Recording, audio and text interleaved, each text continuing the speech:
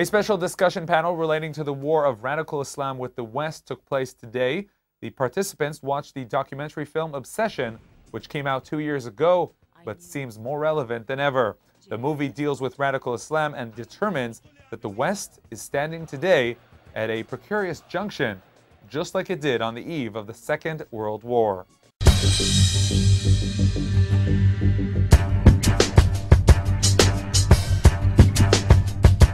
This movie, Obsession, is a collage of video clips from many terrorist attacks, Islamic terrorist attacks, from Bali in the east all the way to New York in the west, including Europe, Africa, Russia, and other places, with inserts of comments made usually by Muslims who understand the real nature of this global jihad which those jihadists are waging against the West, against the Western culture, against the Western Pax, which the world today is functioning according to Western rules. This is what aggravates them, those Islamists, because in their view, Islam should rule the world, the entire world, and the faster it is, the sooner it is, the better.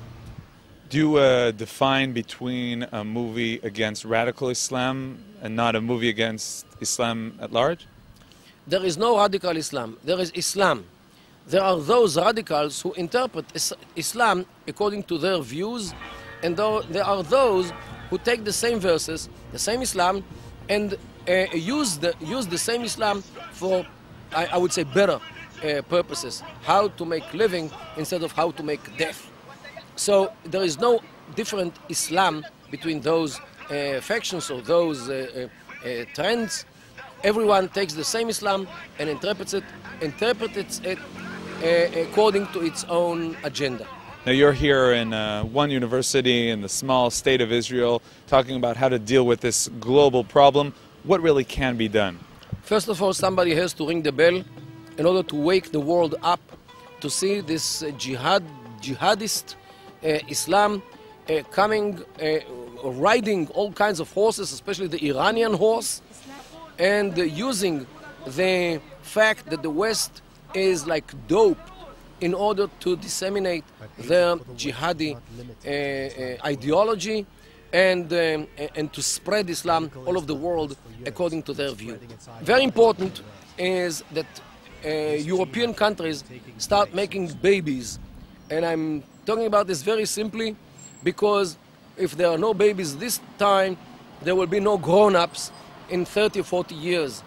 And since the European demography is negative and the Islamic demography in Europe is positive, I'm afraid that if this behavior of the Europeans in this demography business will not change dramatically, Europe will turn into Islamic country within 20 or 30 years. Now you're holding this discussion a day after everyone was asking questions regarding Obama's relation to radical Islam and how he's going to take care, how he's going to relate to radical Islam. How are you holding these discussions in wake of this? What are your feelings? Look, I think that Iran today is the main monger of radical Islam, whether Sunni or Shi'i.